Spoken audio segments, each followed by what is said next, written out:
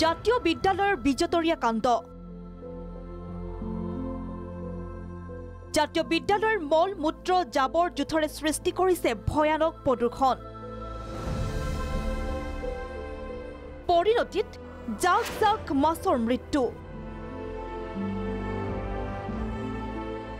এই পুখুৰীটোত পেলাই জাতীয় বিদ্যালয়ৰ আৱৰ্জনা আৰু ইয়াৰ প্ৰদূষণৰ ফলতে এতিয়া মৰিছে মাছ এখন বটদ্ৰৱাৰ ৰামপুৰ চলাপথাৰ জাতীয় বিদ্যালয় প্ৰধানমন্ত্ৰী স্বচ্ছ ভাৰতৰ সপোন বাৰুকৈ ৰূপায়ণ কৰিছে এইখন শিক্ষানুষ্ঠানে বিদ্যালয়ৰ সকলো আৱৰ্জনা এই পুখুৰীটোত পেলোৱাৰ পৰিণতি এয়া প্ৰায় 3 বিঘা মাটিৰ এই পুখুৰীটোত ডাষ্টবিন ৰূপে ব্যৱহাৰ কৰি আহিছে ব্যক্তিগত খণ্ডৰ ৰামপুৰ চলাপথাৰ জাতীয় বিদ্যালয়ে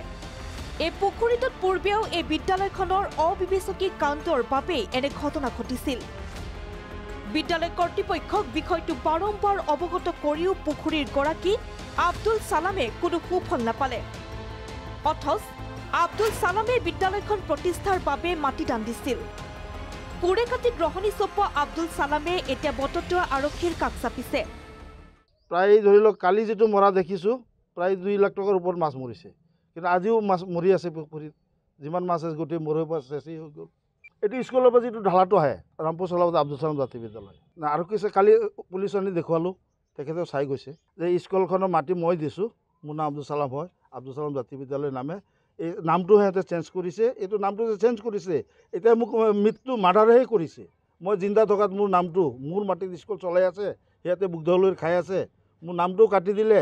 আৰু মোৰ ওপৰত এনেকৈ অন্যায় অত্যাচাৰ কৰি আছে এই দুষ্ট চক্ৰটোৱে এখন বিদ্যালয়ৰ এনে কাণ্ডই ৰাইজক এতিয়া হতচকিত কৰি তুলিছে বটদ্ৰৱাৰ পৰা বেদব্ৰত ৰাজাৰ ৰিপৰ্ট প্ৰাগ নিউজ